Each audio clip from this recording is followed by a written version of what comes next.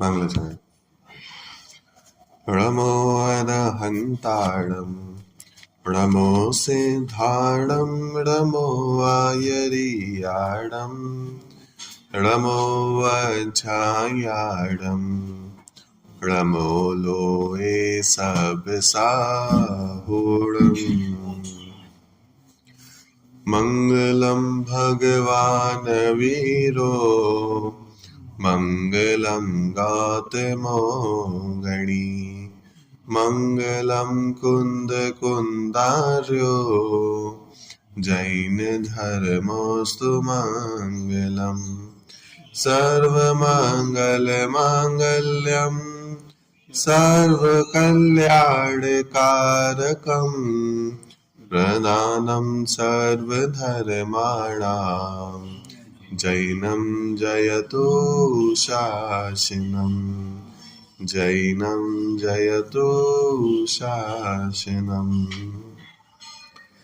वन्दितु सर्वसिद्धे ध्रुवमचलमणोभवं गतिं पत्ते वोच्छामि समयपाहुड मेणमो सुद केवली भड़िदम। चलिए,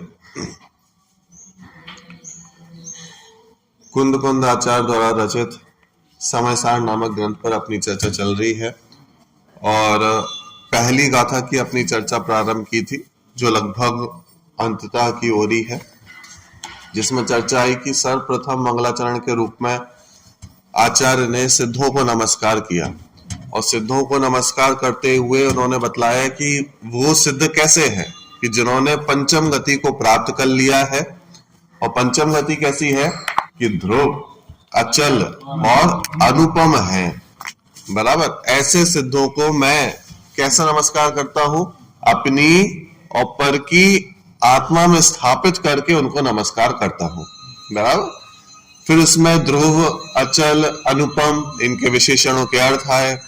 इसके बाद फिर एक जैसे आचार्य ने अचल के स्थान पर अमल शब्द का प्रयोग किया उसका भी अर्थ देखने को मिला।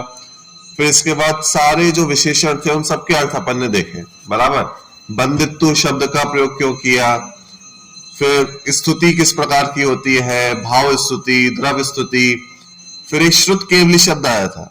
तो श्रुत केवली शब्द के भी दो अर्थ कल अपन ने देखे थे। एक तो सीधे केवलियों द्वारा जो श्रुत में कहा गया है उसका नाम है श्रुत केवली यानी जनवाणी, और दूसरा अर्थ था कि जिन्होंने संपूर्ण श्रुत का ज्ञान कर लिया है।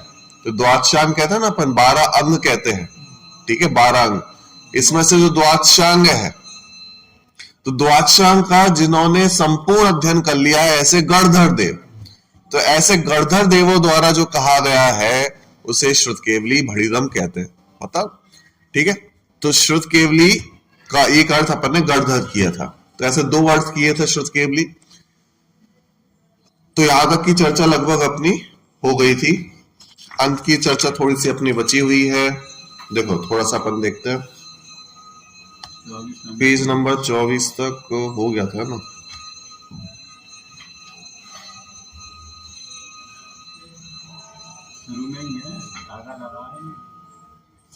24 नहीं, कहां तक पढ़ लिया था वो देख लो।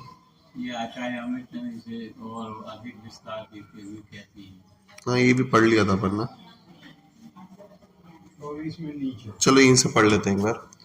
आचार्य अमृत चंद्र इसे और भी अधिक विस्तार देते हैं और वो कहते हैं, क्या कहते हैं? सर्व पदार्थों को साक्षात जानने वाले केवलियों द्वारा प्रणीत। ठीक है, अब इसमें किस किस की साक्षी दे रहे हैं वो देखना। मतलब एक ग्रंथ निर्माण में किस किस की साक्षी मिलने वाली है। सर्वप्रथम उन केवलियों की साक्षी दी जा रही है। कौन से केवली, कैसे केवली? सामान्य केवली नहीं, सर्व पदार्थों को साक्षात जानने वाले ऐसे केवल ज्ञान के धारी केवलियों द्वारा प्रणीत है। अनादि निधन श्रुत द्वारा प्रकाशित है। बराबर, जिनवाणी द्वारा प्रकाशित है। और इस जिनवाणी को कैसा कहा उन्होंने? अनादि निधन कहा। अनादि निधन क्यों कहा भाई इस जिनवाणी को? हाँ, इस अनादि निधन इसलिए कहा क्योंकि इस जिनवाणी में जो कथन है ना वो वस्तु अनादि निधन है। कौन सी वस्तु अनादि निधन है? कि भाई साहब द्रव्य गुण पर्याय की तो चर्चा है, 7 तत्वों की तो चर्चा है, 6 द्रव्यों की तो चर्चा है, मेरी तो चर्चा है।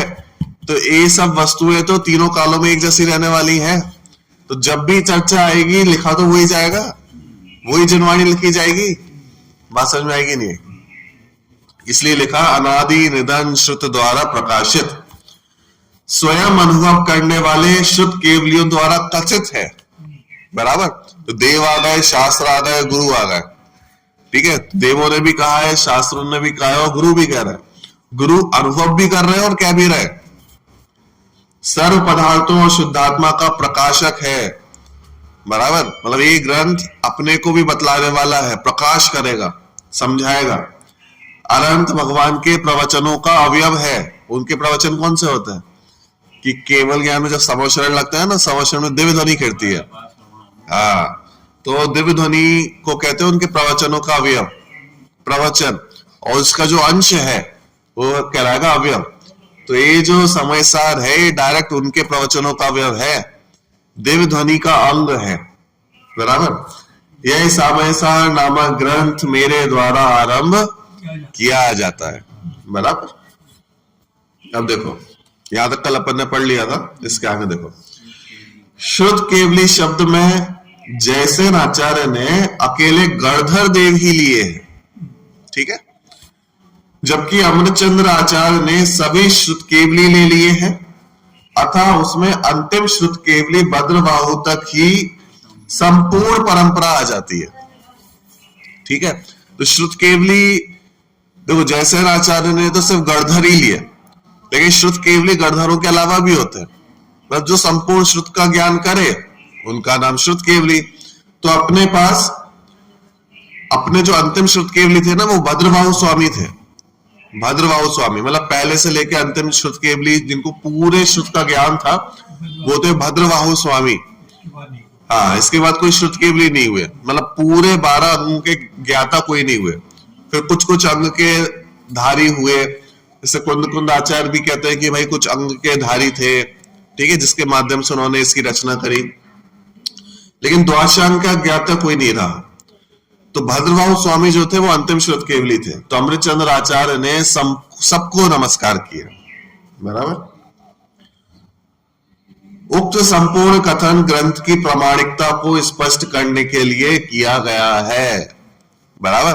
कि भाई ग्रंथ कितना प्रामाणिक, कल कोई पूछे कि भाई कितना प्रामाणिक ग्रंथ है, बराबर, कि इसमें सच्चाई क्या है, किस आधार पे लिखा गया है, तो भाई साहब इस आधार पे ये सारे ग्रंथ लिखे गए। बराबर? तो प्रामाणिकता देना आवश्यक है। आचार्य देव कहते हैं कि मैं अपनी ओर से कुछ भी नहीं कहने वाला हूं। इस समय सार में मैं जो कुछ भी कहूंगा वह सब वस्तु स्वरूप के अनुरूप तो होगा ही, सर्वज्ञ परमात्मा की दिव्य ध्वनि के अनुसार भी होगा। बराबर? गणधर देव रचित द्वादशांग के अनुसार भी होगा, शुद्धात्मा और संपूर्ण पदार्थों के सही स्वरूप को प्रकाशित करने वाला ही होगा। बात समझ में आएगी नहीं? पर कुछ मनगढ़ंत नहीं है, मनोकल्पित नहीं है, कुछ भी नहीं है। ये वही है जो अनंतों ने कहा है, ये वही है जो जिनवाणी में पहले से लिखा आ रहा है, और ये वही है जो गणधर देव इत्यादि अनुभव करके हमें बता रहे हैं। सेम टू सेम है सारी बातें। बराबर? और इसको पढ़ने से शुद्धात्मा और संपूर्ण पदार्थों का सही स्वरूप प्रकाशित भी होगा। सिर्फ शुद्धात्मा का नहीं, संपूर्ण पदार्थ भी बार बार वो लिख रहा है। क्यों? क्योंकि जो अपने को जानेगा वो सबको जानेगा। ऐसा नहीं होगा कि भाई आपने अपने आप को जान लिया पर को जान ही नहीं पा रहा। इसलिए कहा ना, जो सिद्धात्व की स्थापना मैं कर रहा हूं तो किसके अंदर कर रहा हूं? सिर्फ अपने अंदर नहीं, अपने अंदर तो करना ही है, साथ में संपूर्ण जीवों के अंदर भी करना है। ऐसा बोला था ना, जीव सामान्य के अंदर इस सिद्धत्व की स्थापना करना है। बराबर? इसलिए उन्होंने लिखा कि शुद्धात्मा और संपूर्ण पदार्थों के सही स्वरूप को प्रकाशित करने वाला ही होगा। बराबर? यह काम मैं स्वपर के कल्याण के लिए ही कर रहा हूं। हाँ, वह स्व पर का कल्याण भी कोई लौकिक प्रयोजन की सिद्धि करने वाला नहीं है, अर्थात अनादिकालीन मोह के नाश के लिए ही यह उपक्रम है। बात समझ में आई कि भाई क्यों कर रहे हो ये कार्य, कि स्वपर का कल्याण होगा। स्वपर का कल्याण होगा मतलब क्या, कि भाई रुपया पैसा मिलेगा, सामने वाले को भी मिलेगा, है पूजा भक्ति होगी, मान मर्यादा होगी, क्या होगा कि भाई इनमें से कुछ भी नहीं चाहिए, कुछ भी इष्ट नहीं है। क्या इष्ट है, मात्र एक चीज इष्ट है, वो है शुद्धात्मा। मतलब ये पूरा काम किसी लौकिक प्रयोजन से नहीं है, कुछ भी प्रयोजन नहीं है, एकमात्र इस ग्रंथ का प्रयोजन है कि कैसे भी करके मैं अपने आप को ढूंढूं, उसमें लीन हो जाऊं। बात समझ में आई। चलो भाई, आचार्य अमृतचंद्र भी अभी पूरी तरह निर्मोही कहां हुए हैं, पूर्णतः निर्मोही तो नहीं हुए ना अभी। 3 कषाय चौकड़ी का तो अभाव है, लेकिन 1 कषाय चौकड़ी का अभाव अविशेष है। हाँ, हो गए होते तो वे वीतरागी सर्वज्ञ हो गए होते, पूर्णतः निर्मोही हो जाते ना, चारों ही कषायों का अभाव हो जाता, पूर्णतः ही निर्मोही हो जाते, तो वो वीतरागी सर्वज्ञ हो जाते, भगवान बन जाते हैं। लेकिन अभी वीतरागी सर्वज्ञ तो हुए नहीं है, बराबर। उनके भी संजुलन संबंधी चारित्र मोह विद्यमान है, बराबर। अतः यहां जिसके जितना और जिस प्रकार का मोह है उसे ही लेना चाहिए, बराबर। मिथ्या दृष्टि जीवों के दर्शन मोह और चारित्र मोह, दोनों प्रकार के मोह के नाश की बात लेनी चाहिए।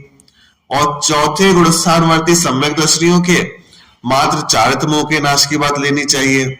इसी प्रकार पंचम गुण स्थान वालों के शेष 2 कषाय रूप चारित्र मोह के नाश की बात लेनी चाहिए, और मुनिराजों के मात्र संजुलन कषाय के नाश की बात लेनी चाहिए, बराबर। यानी कुल मिला के जिसको जितनी कषाय उसके उतने कषाय की बात है। भाई मुनिराजों को 1 कषाय शेष है तो 1 कषायों की बात है, पंचम गुण स्थानवर्ती को 2 कषाय शेष है तो 2 कषायों की बात है, चौथे गुण स्थानवर्ती के पास 3 कषाय है तो 3 कषायों की बात है। और मिथ्या दृष्टि कि मिथ्या दृष्टि के पास तो सभी कुछ है, पूरा भंडार पड़ा हुआ है, तो उसके सारे कषायों की बात है, दर्शन मोहिनी की बात भी है। तो इस ग्रंथ को पढ़ने से किसका नाश होगा, तो उन्होंने कहा भाई जिसके पास जितनी कषाय है उतने कषायों के नाश का प्रयत्न करे। बात समझ में आ गई। आचार्य अमृतचंद्र ने मंगलाचरण के 3रे छंद में इस ग्रंथ की टीका करने से अपने चित्त की परम विशुद्धि की कामना ही की है। वही बात वे यहां टीका में आचार्य कुंद कुंद की ओर से कह रहे हैं, बराबर। तो 3रा श्लोक अपन ने पढ़ा था ना कि मम परम विशुद्धि, नहीं, मैं ये ग्रंथ की जो रचना कर रहा हूं वो किस लिए कर रहा हूं, कि मात्र एक परम विशुद्धि के लिए कर रहा हूं। मतलब इस ग्रंथ को टीका करने से मेरे मोह का नाश होए, इस भावना से मैं इस ग्रंथ की रचना कर रहा हूं, बराबर। ख्याति लाभ के लिए नहीं है। देखो भाई, देखो तो आचार्य देव कह रहे हैं कि यह शास्त्र अनंत भगवान के प्रवचनों का अवयव है, भगवान की दिव्य ध्वनि का अंश है।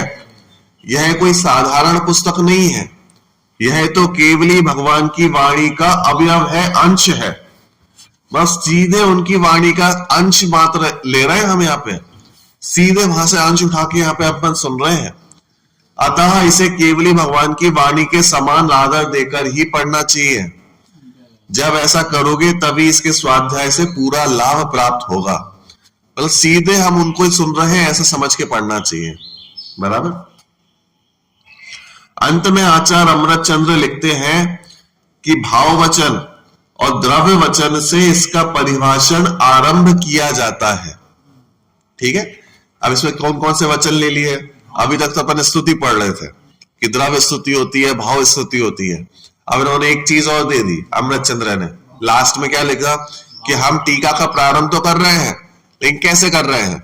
द्रव्य वचन से कर रहे हैं और भाव वचन से कर रहे हैं। भाई ये क्या चीज होती है कि द्रव्य वचन तो आप समझ सकते हो कि भाई ये जो वचन है लिखे गए हैं, हाथों के माध्यम से लिखे गए हैं, इनका नाम क्या है?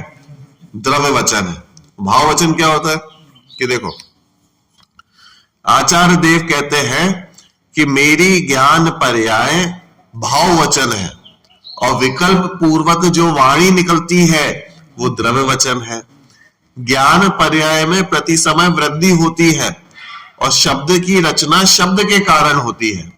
वहां दोनों का निमित्त नैमित्तिक संबंध बताया गया है। बात समझ में आएगी नहीं?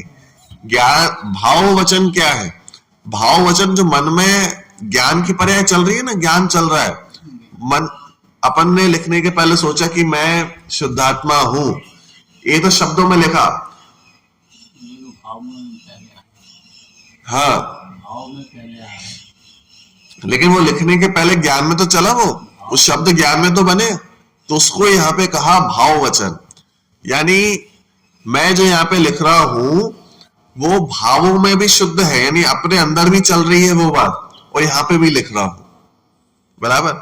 तो इस ग्रंथ को मैं जो प्रारंभ कर रहा हूं वो भाव वचन और द्रव्य वचन के माध्यम से प्रारंभ कर रहा हूं, ठीक है।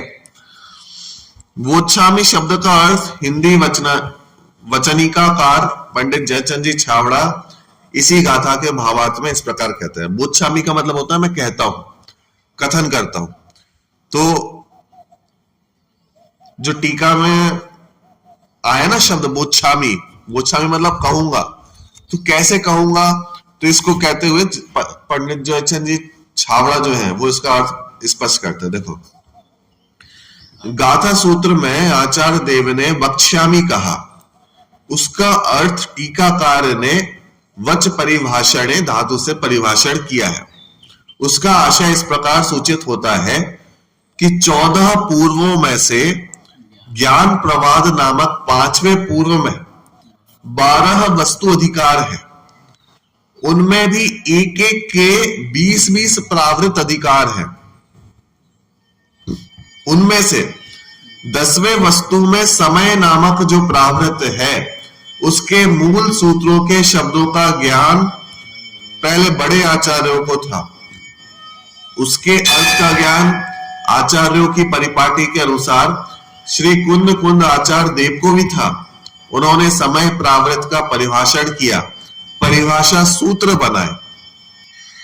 बात समझ में आई? तो वो क्या कह रहे हैं कि भाई वोक्ष्यामी मतलब मैं कहूंगा, तो किस बात को कहूंगा? तो मैं जो बात कह रहा हूं ना, तो जो 12 अंग अपन ने देखे द्वादशांग होते हैं, तो द्वादशांग के ज्ञान प्रवाद नामक 5वां पूर्व जो है, 12 अंग और 14 पूर्व होते हैं, बराबर। 12 अंग, 11 अंग और 14 पूर्व होते हैं टोटल। तो 14वां जो पूर्व है, ठीक है, 14वां जो पूर्व है, 14वें पूर्व का 5वें नंबर का जो पूर्व है उसमें 12 वस्तु अधिकार है, और 14वें पूर्व इसमें जो 5वें नंबर का है उसका नाम है ज्ञान प्रवाद, ठीक है। फिर उसके भेद बतला है कि इतने इतने, उसके अंदर भी जाओ, उसके अंदर भी जाओ, उसके अंदर भी जाओ, तब जाके आपको मिलता है एक लास्ट में कल समय नामक एक प्रावृत आपको मिलता है, ठीक है। समय नामक प्रावृत का पहले बड़े आचार्यों को ज्ञान था, इसके पश्चात उसके उस अर्थ का ज्ञान आचार्यों की परिपाटी के अनुसार श्री कुंद आचार्य देव को भी हुआ। मतलब जो उस प्रावृत का ज्ञान था, मानो ये समझो कि भले ही मूल ना मिला हो, लेकिन परिपाटी के अनुसार उनको भी इस बात का ज्ञान हुआ, और उस ज्ञान के अनुसार उन्होंने समय प्रावृत का परिभाषण किया। मतलब आप कल्पना करो कि एक पूर्व कितना बड़ा होता है, एक अंग कितना बड़ा होता है, इससे ये बात समझ में आती है। कल्पना करना, अभी एक अंग लो, एक अंग के मानो 14 हिस्से कर दो, 14 हिस्से करने के बाद उसमें से एक हिस्सा उठाओ, फिर एक हिस्से के भी 20 भेद कर दो, फिर 20 भेद में से एक हिस्सा उठाओ, फिर एक हिस्से के भी 10 भेद कर दो, और 10 भेद में से भी एक हिस्सा उठाओ। उसके बाद आपको जो मिलेगा वो एक मूल, उसका एक प्रावृत मिला, मात्र अंग का बहुत छोटा सा हिस्सा मिला आपको। बात समझ में आ रही कि नहीं आ रही? बहुत छोटा सा हिस्सा मिला, और उसका भी ज्ञान मानो बड़े आचार्यों को था, और परिपाटी से होते हुए वो मात्र कुछ अंश में ही दूसरे आचार्यों को, कुंद आचार्य को प्राप्त हुआ। हाँ, और उन कुंद आचार्य ने उस सामान्य वो इतने से ज्ञान से इतने सारे परमागम लिखे, 84 पाहुड़ लिखे, तो आप कल्पना करो एक अंग कितना बड़ा होगा, एक अंग का ज्ञान कितना बड़ा होगा। बात समझ में आई कि नहीं? बराबर। तो वो यहाँ पे कह रहे हैं कि इस प्रकार से परंपरा से जो ज्ञान है, 12 अंगों का ज्ञान है, उनके पास तक आया। अब देखो आगे क्या कहते हैं। सूत्र की 10 जातियां कही गई हैं, उनमें से एक परिभाषा जाति भी है, ठीक है, जिससे अभी क्या ना परिभाषण करते हैं, परिभाषा सूत्र बनाए गए हैं।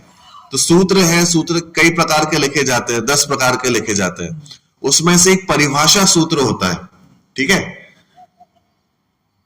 उनमें से एक परिभाषा जाति भी है, ठीक है, जो अधिकार को अर्थ के द्वारा यथा स्थान सूचित करे वह परिभाषा कहलाती है। क्या है परिभाषा? कि जो अधिकार को अर्थ के द्वारा यथा स्थान सूचित करे कि भाई ये इस प्रकार है, उसे अपन कहेंगे परिभाषा सूत्र, ठीक है। श्री कुंद आचार्य देव समय सार का परिभाषण करते हैं, अर्थात वे समय प्रावृत्त के अर्थ को ही यथा स्थान बताने वाला परिभाषा सूत्र कहते हैं। अपने मन से कुछ भी नहीं कह रहे हैं। मानो अंगों में जो परिपाटी चली आ रही है उसमें जैसा बखान था, कुंद आचार्य बस वहां से उठाकर उसके अर्थ को स्पष्ट कर रहे हैं, परिभाषण कर रहे हैं। बात समझ में आएगी नहीं? जैसे अभी अपन यहाँ पे क्या कर रहे हैं, एक टाइप से परिभाषण कर रहे हैं कि एक लाइन का अर्थ अपन लेते हुए समझते हुए उसका परिभाषण कर रहे हैं। मानो कुंद आचार्य ने सरल भाषा में समझाने के लिए उसकी यहाँ पे जो सूत्र में उसको निबद्ध कर दिया। बात समझ में आई? तो देखो कुंद आचार्य देव समय सार का परिभाषण करते हैं, अर्थात वे समय प्रावृत्त के अर्थ को ही यथा स्थान बताने वाला परिभाषा सूत्र कहते हैं, ठीक है। तो कुंद आचार्य क्या कर रहे हैं, यथा स्थान जो जो अर्थ आना चाहिए उसको वहां पे परिभाषण करते जा रहे हैं, ठीक है। इस प्रकार ये स्पष्ट है कि यह समयसार नामक ग्रंथादि राज तीर्थंकर भगवान महावीर की दिव्य ध्वनि में समागत। अब देखो कहां से ले रहे हैं बात, ठीक है, सीधे भगवान महावीर से। तो ये समयसार नामक ग्रंथादि राज है ना, तो ये कहां से आया कि जो तीर्थंकर भगवान महावीर हैं उनकी दिव्य ध्वनि में समागत। फिर उसके बाद गणधर देव, गौतम आदि गणधरों द्वारा रचित एवं भद्र बाहु पर्यंत सभी श्रुत केवलियों द्वारा कथित, ठीक है, क्योंकि भद्रबाहु अंतिम श्रुत केवली थे, तो उनके पर्यंत जो जो बात आई उनके द्वारा जो कथित है, द्वादशांग के 12वें अंग के ज्ञान प्रवाद नामक 5वें पूर्व के 10वें वस्तु अधिकार के समय नामक प्रावृत्त के अनुसार लिखा गया है। बात समझ में आई? कहां तक लिया? जो 12वां अंग है उसमें जो 14 पूर्व है, ठीक है, उसमें जो 5वां पूर्व है ज्ञान प्रवाद नामक पूर्व, ठीक है, उसके 10वें वस्तु अधिकार के समय नामक प्रावृत्त से ये बात लिखी गई है, ठीक है। इस ग्रंथादिराज समय सार का मूल प्रतिपाद्य भगवान आत्मा का शुद्ध स्वरूप है, अतः वह अभिधेय हुआ। इस ग्रंथ में जिन पदों का शब्दों का प्रयोग किया गया है वे सभी शब्द शुद्धात्मा के प्रतिपादक हैं। मतलब ये यहाँ पे मूल में उन्होंने स्पष्ट कर दिया कि मूल में ग्रंथ किस कारण से लिखा जा रहा है।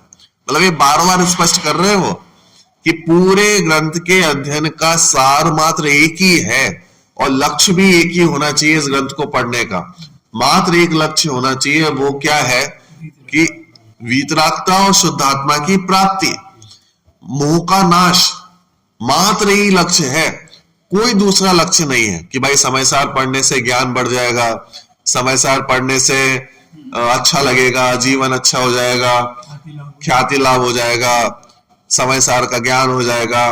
कुछ प्रयोजन नहीं है, मात्र एक प्रयोजन है, मोह का नाश।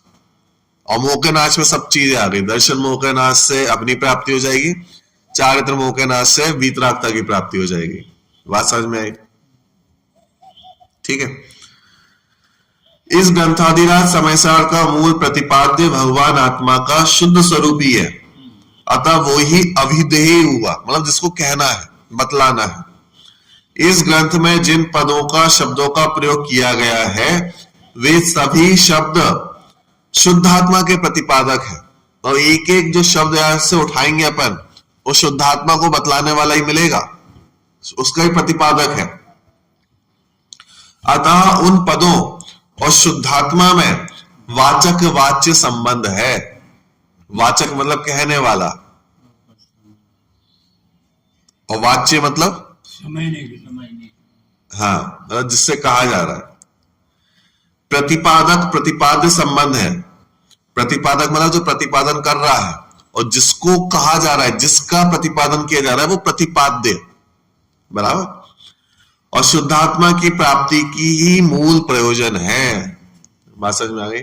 तो पूरा जो ग्रंथ है जो अपन प्रारंभ करने जा रहे हैं, इसका अध्ययन मात्र एक ही हेतु से करना है, एक ही हेतु से, सिंगल हेतु है। मतलब अपने अंदर भी एक लक्ष्य बनाना है, एक ठोस निर्णय करना है कि हम जो समय सार का अध्ययन करने वाले हैं, इसको करके अंत में प्राप्त क्या करना चाहते हैं। मतलब बिना लक्ष्य के इस ग्रंथ को नहीं सुनना चाहिए कि भाई चलो आ गए बैठ गए, कि नहीं, कुछ ना कुछ प्रयोजन होना चाहिए। मतलब हम कोई कार्य करते हैं, लौकिक में भी करते हैं, कुछ भी करते हैं, तो हम पूरा एक मैप बनाते हैं उसका कि भाई क्यों कर रहे हैं काम, क्या मिलेगा, कितना फायदा है, कितना घाटा है। हाँ, लाभ हानि देखते हैं कि नहीं देखते पूरा। अब हम यहाँ पे पूरा 1 घंटा अपन यहाँ पे दे रहे हैं, पूरा अपन समय दे रहे हैं, उपयोग दे रहे हैं, तो कुछ लाभ हानि है कि नहीं है, घाटा फायदा है कि नहीं है, कि नहीं भाई साहब वो तो परंपरा से चलता है तो अपन बैठ गए, वो तो मंदिर में चलता है तो अपन बैठ गए, रूढ़ी से बैठ गए, कि नहीं भाई साहब ख्याति लाभ के लिए बैठ गए, कुछ भी, कि नहीं हमें तो स्वाध्याय करना है तो ये चल रहा है तो ये बैठ गए, कि नहीं, कुछ न अंत में जाके हम इस ग्रंथ से प्राप्त क्या करना चाहते हैं। आचार्य बार बार कह रहे हैं कि आप अपना एक लक्ष्य बनाओ, इस ग्रंथ की समाप्ति पर आप क्या चाहते हो, क्या उपलब्धता होना चाहिए, क्या आप मिलना चाहिए। मतलब हम तो पूरी शिद्दत के साथ इसमें वो समझाने वाले हैं जिससे सीधे आपकी शुद्धात्मा प्राप्त हो जाए, लेकिन हमारा भी लक्ष्य वो है कि नहीं है। तो ये बार बार कह रहे हैं कि अपना लक्ष्य एकदम नक्की करो, एकदम तीव्रता के साथ एक नक्की करो कि मेरा ये लक्ष्य है, मैं इस ग्रंथ की प्रारंभ से अंत तक एक एक बात में वो खोजना चाहता हूं जो मेरा उत्तर है। बात समझ आई कि नहीं? तब एक एक गाथा अपने ऊपर लगेगी, तब एक एक गाथा में हम अपने प्रश्न का उत्तर खोजेंगे। समझना बात को, अभी तो हम ये समझ रहे हैं कि भाई ठीक है, सामान्य बात है, लेकिन जब हमारा लक्ष्य क्लियर होगा तब एक एक बात से हम एक खोजने लगेंगे कि ये जो बात कही जा रही है इससे मेरे उत्तर कैसे मिल रहा है, मुझे इस गाथा से मेरी प्राप्ति कैसे हो रही है, मुझे बात समझ में आएगी नहीं आई? आगे हम पढ़ेंगे, श्लोक भी पढ़ेंगे, सब पढ़ेंगे, कलश भी पढ़ेंगे, तो उसमें एक एक बात में लगाना है कि क्या इस बात से मेरी बात चल रही है, क्या इससे मुझे अपने आप की प्राप्ति होगी कि नहीं होगी। बात समझ में आई? तभी इस ग्रंथ को पढ़ना सार्थक होगा, अन्यथा ग्रंथ तो समाप्त हो जाएगा, सालों तक पढ़ भी लेंगे, लेकिन जो उपलब्धता होनी चाहिए वो उपलब्धता नहीं होगी। बात समझ में आई कि नहीं?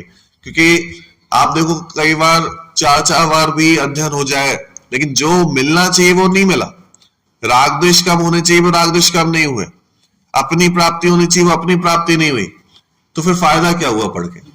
बात समझ में आई कि नहीं? इसलिए अपना ध्येय बहुत क्लियर होना चाहिए कि मैं इस ग्रंथ का अध्ययन करी क्यों ना हूं। बात समझ में आई? तो अगर हमारा जो लक्ष्य है इस ग्रंथ की समाप्ति पर, वो लक्ष्य हर एक सूत्र में अपन को खोजना है कि मेरा जो एक लक्ष्य है इस ग्रंथ की समाप्ति तक मैं जो प्राप्त करना चाहता हूं, मेरा जो प्रतिपाद्य है वो कैसे हर एक गाथा में, हर एक कलश में कैसे कैसे मुझे उस उत्तर की तरफ और पास ले जा रहा है। मुझे अपनी प्राप्ति करनी है तो ये कलश आया तो हाँ, इस कलश में मैंने अपनी बात करी, कैसे और उसके निकट पहुंचा। ये निर्णय बहुत ठोस करना है, बहुत ठोस करना है, और बैठ के बनाना है कि ये निर्णय है मेरा, बराबर। चलो, इस प्रकार इस ग्रंथ के अभिधेय, संबंध और प्रयोजन तो स्पष्ट ही है, ठीक है। इस प्रकार इस पहली गाथा में आचार्य कुंद देव ध्रुव, अचल, अमल और अनुपम गति को प्राप्त सर्व सिद्धों की वंदना करके केवली और शुद्ध केवली द्वारा कथित समयसार नामक ग्रंथ को लिखने की प्रतिज्ञा करते हैं। बात समझ में आई? तो ये जो पहला कलश है, पहला सूत्र है, पहली गाथा है, इसमें उन्होंने मंगलाचरण किया और मंगलाचरण के साथ साथ एक प्रतिज्ञा गाथा भी है, प्रतिज्ञा वाक्य भी है। यानी कोई भी कार्य करने के पहले एक प्रतिज्ञा करते ना कि हाँ मैं इस कार्य को संपन्न करूंगा, और अगर ठोस मन से कार्य ना किया जाए तो क्या होगा कि बीच में टूट जाएगा, कुछ भी हो सकता है। बात समझ में? एक निर्णायक मन है, निर्णायक एक हमने अपना मन बना लिया कि हाँ इस कार्य को मेरे को संपूर्ण करना ही है, बराबर, और इस प्रकार से करूंगा। तो प्रयोजन भी बतला दिया, ठीक है, संबंध भी बतला दिया कि मैं कैसे करूंगा, और अभिधेय भी बतला दिया कि इस ग्रंथ का अभिधेय क्या है, किस बात को स्पष्ट करने के लिए ग्रंथ लिखा जा रहा है, बराबर। तो इस प्रकार से उन्होंने मंगलाचरण में कहा कि सर्व सिद्धों को वंदन करके, कैसे है वो सिद्ध? जो पंचम गति को प्राप्त है। कैसी है वो पंचम गति? जो ध्रुव है, अचल है, अमल है, अनुपम है, अपवर्ग रूप है, ऐसी वो पंचम गति है। कैसे नमस्कार करूंगा? भाव स्तुति के माध्यम से और द्रव्य स्तुति के माध्यम से करूंगा। दोनों के अर्थ देख चुके हैं। और क्या प्रामाणिकता है इस ग्रंथ की? तो फिर प्रामाणिकता बताई कि शुद्ध केवली भड़िदम। तो शुद्ध केवली के भी उन्होंने बहुत सारे अर्थ किए। एक केवली कि अनंत भगवान के प्रवचनों का अवयव है, ठीक है। फिर शुद्ध केवली मतलब जिनवाणी, तो जिनवाणियों में कहा गया है। फिर भद्रबाहु पर्यंत जितने भी शुद्ध केवली है उन्होंने अनुभव भी किया और उसका कथन भी किया है। ऐसे इस ग्रंथ का कथन करूंगा। और फिर लास्ट में प्रतिज्ञा करी। फिर लास्ट में ये भी कहा कि कैसे कथन करूंगा, कि द्रव्य वचन और भाव वचन दोनों के माध्यम से करूंगा। इसको लिखित रूप में भी करूंगा और जो अंदर में चल रहा है उसकी भी रचना वहां पे करूंगा। इस प्रकार से पहली गाथा में इतनी सारी चीजों को उन्होंने स्पष्ट करते कहा कि अब मैं इस ग्रंथ का प्रणयन जो है वो प्रारंभ होता है।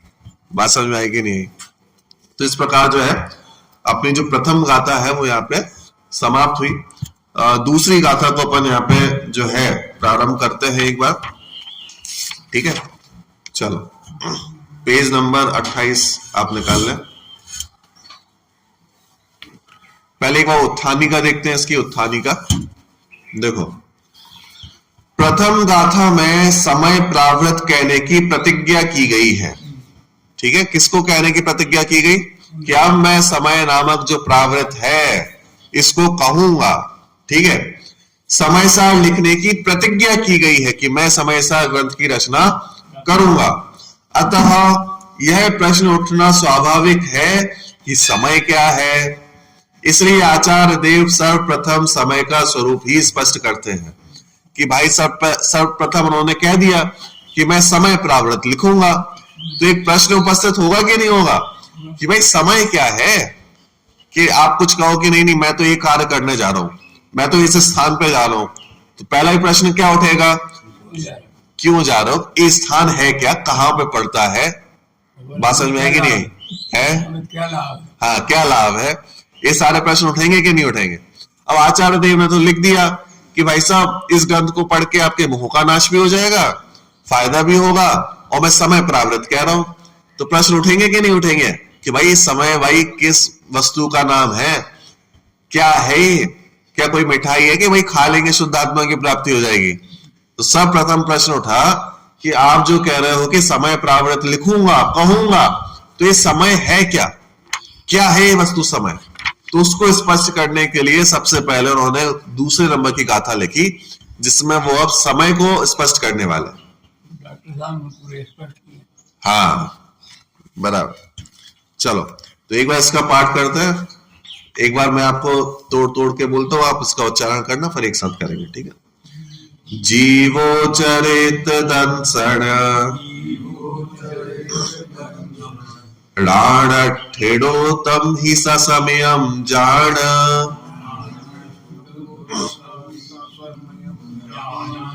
पोगल कम पदे सट ठेडम च तम जान पर समयम चलो एक साथ करता हूं। जीवो चरित दंसण लाड़ ठेडो तम ही ससमयम जान पोगल कम पदे साठ ठेडम च तम जान पर समयम।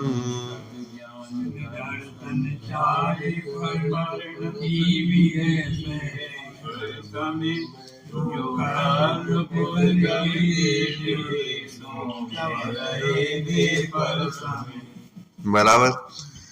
अब इस गाथा में वो समय को स्पष्ट करना प्रारंभ करते हैं, और समय को स्पष्ट करने के पहले ही उन्होंने क्या किया कि उन्होंने दो भेद बतला दिए। एक स्व समय बतला दिया, एक पर समय बतला दिया कि भाई साहब हमें तो समय समझना था, आपने तो भेद कर दिया। कि भाई साहब भेद कर दिए तो आप भेद करने के उनकी मतलब शैली देखो, जो गाथा सूत्र होते हैं भाई कम से कम लिख के अधिक से अधिक बात पहुंचानी है। हम एक एक बात के लिए अलग अलग गाथा ही नहीं बनाएंगे। वो आचार्य है ना, कि आचार्यों को ऐसा कहा जाता है कि जब वो लिखते हैं तो अगर आधा मात्रा भी अगर कम हो जाए, कोई बता दे कि हमने पूरा गाथा लिख दी, मन में रचना कर दी, और इसमें कैसे भी शब्द कम हो जाए तो उन्हें बहुत आनंद होता है, अति आनंद होता है कि कैसे कम शब्दों में अधिक से अधिक बात यहाँ पे रची जा रही है। बात समझ में आई? तो यहाँ पे समय को समझाना इष्ट है। समय क्या है? तो समय को समझाने के साथ साथ उन्होंने ये भी बतला दिया कि स्व समय क्या होता है, पर समय क्या होता है। मतलब समय के पहले उन्होंने दो भेद कर दिए, एक होता है स्व समय, एक होता है पर समय। तो उन्होंने कहा जब इनकी परिभाषा बतलाई जाएंगी, स्व समय पर समय को बतलाया जाएगा, तो समय क्या है अपने आप आपको समझ में आ जाएगा। बात समझ में आई? तो देखो गाथा से देखो एक बार कि सम्यक दर्शन सद ज्ञान दर्शन चरित परिणत जीव ही है स्व समय। देखो जीवो चरित दंसण राण, चरित मतलब चारित्र, दंसण मतलब दर्शन, राण मतलब ज्ञान। ठीक है, तो वो जीव, जीवो लिखा ना, जीवो, जीवो मतलब वो जीव जो कैसा है कि ज्ञान दर्शन और चारित्र, ठेडो, ठेडो मतलब स्थित है, स्थितो, ठेडो मतलब ठिडी बोलते हैं, ठिडी स्थिति। ठीक है, तो ठेडो मतलब स्थित है। तम ही सा समयम जान, उसको ही, तम ही मतलब उसको ही, सा समयम स्व समय, जान मतलब जानो। बात समझ में आई? किसको जानो?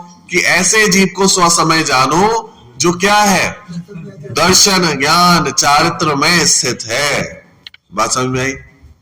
और फिर नीचे वाले लाइन में देखो, तम तम जान पर समयम, तम जान पर समयम, और तम जान पर समयम, उसको पर समय जानो। किसको पर समय जानो भाई साहब? किसको जानना है? उसको जानो जो पोकल कम पदेशठ ठेडम, जो कि क्या है, पोकल, पोकल मतलब पुद्गल, कम, कम मतलब कर्म, पदेश, पदेश मतलब प्रदेश, जो पुद्गल के कर्म प्रदेशों में क्या है, ठेडम स्थित है। यानी जो पुद्गल यानी पुद्गल के कर्म प्रदेशों में स्थित है उसको तो क्या जानो, पर समय जानो। और जो दर्शन ज्ञान चारित्र में स्थित है उसको क्या जानो, उसको स्व समय जानो। यानी अपने में जो स्थित है उसका नाम है स्व समय, और जो पुद्गल के कर्म प्रदेशों में स्थित है उसका नाम है पर समय। लेकिन दोनों है तो समय, तो समय किसका नाम? बात समझ में आई कि नहीं आई? कि भाई समय किसका नाम है? कि समय माने आत्मा। मतलब ये समय प्रावृत जो कहा जा रहा है, समय सार जो कहा जा रहा है, ये आत्मा का प्रावृत है। आत्मा की बात बतलाई जा रही है। समय का अर्थ होता है आत्मा। तो भाई स्व समय मतलब क्या हो गया कि जो स्व में लीन आत्मा है उसका नाम स्व समय।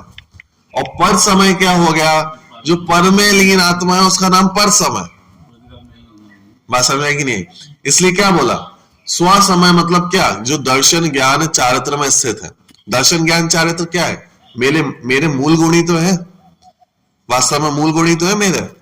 श्रद्धा अपने ज्ञान हाँ। अपने अनुभव। सम्यक दर्शन, सम्यक ज्ञान, सम्यक चारित्र, तीन चीजें तो हैं। तो अपने में ही जो लीन है वो स्वसमय हो जाएगा, और जो बाहर पुद्गल कर्म प्रदेशों में स्थित है वो पर समय है। बात समझ में आ गई? अब भाई साहब पुद्गल कर्म प्रदेशों में स्थित कैसे होते हैं जीव? तो कैसे होते हैं वो टीका में आएगा पूरा, कि पुद्गल कर्म प्रदेशों में कैसे स्थित होता है। देखो एक सामान्य अर्थ देखते हैं। जो जीव दर्शन, ज्ञान और चारित्र में स्थित है उसे स्वसमय जानो, ठीक है।